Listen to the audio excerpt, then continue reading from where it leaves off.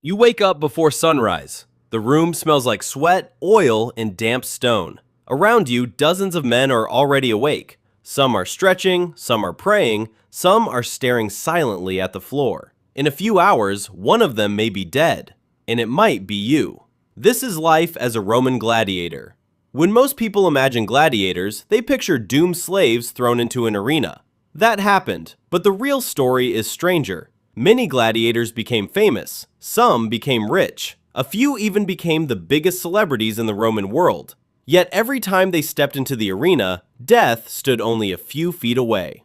The Roman Empire loved spectacle, and nothing was more spectacular than controlled violence. Gladiator games probably began around the 3rd century BC. At first, they were funeral rituals. Powerful families organized fights to honor the dead. Over time, those rituals grew larger, then larger again. Eventually, they became massive public events. Entire cities stopped working to watch them.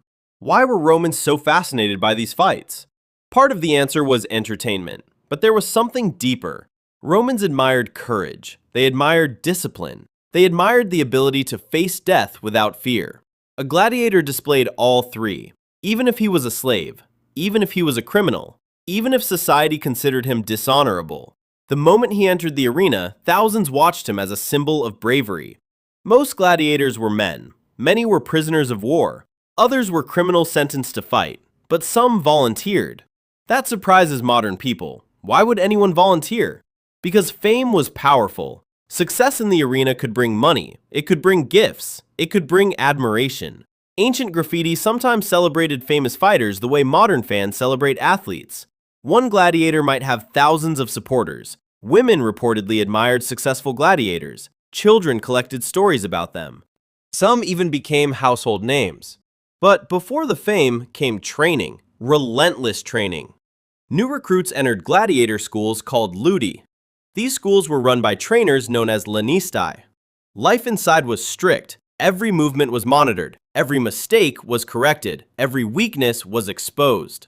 The Roman physician Galen once worked with gladiators. His observations helped historians understand their lives.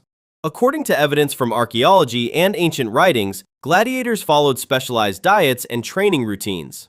They exercised constantly. They practiced with wooden weapons. They repeated movements until they became automatic. Their survival depended on muscle memory, because fear changes everything.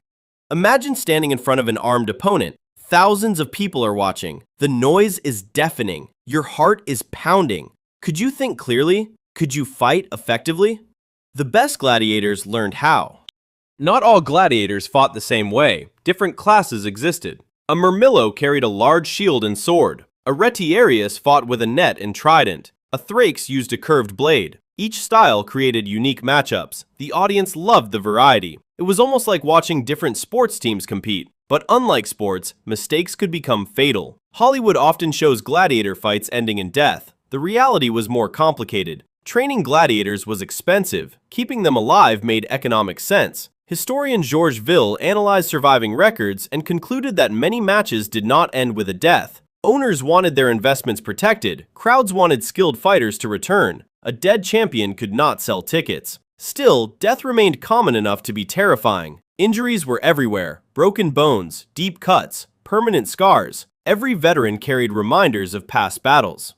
Archaeologists studying gladiator cemeteries have found evidence of severe injuries. Many healed, some did not. Every scar told a story. Every scar proved survival.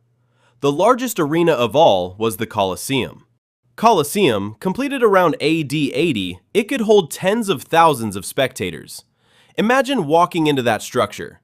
The crowd rises, the sunlight floods the sand, trumpets echo across the arena. You know every eye is fixed on you. For a brief moment, you are the center of the Roman world. Then the fight begins. A single mistake could end everything, yet victory brought rewards. Winning fighters received money. Some received valuable gifts. The most successful earned freedom. A retired gladiator could receive a wooden sword called a rudis. The sword symbolized release from combat. For many, it represented an impossible dream finally achieved. But not everyone reached that moment. Many died young. Many vanished from history completely. Their names are lost, their victories forgotten. Only fragments remain: a gravestone, a damaged inscription, a broken helmet buried underground. These small clues help reconstruct their lives, and those lives reveal something unexpected. Gladiators were not simply victims, nor were they superheroes. They existed somewhere in between. They lived inside a system that transformed danger into entertainment, a system that rewarded courage while exploiting it, a system that turned human lives into public spectacle. And that may be the strangest part of all, because the crowds were not cheering for death, they were cheering for resilience, for skill, for endurance under impossible pressure. 2,000 years later, people still fill stadiums. People still celebrate champions. People still admire individuals who risk everything in competition. The arena has changed. The weapons are gone. The sand is gone. But the fascination remains. The Roman gladiator was not merely a fighter. He was proof that humans have always been captivated by those who stand in the spotlight, face danger, and keep moving forward.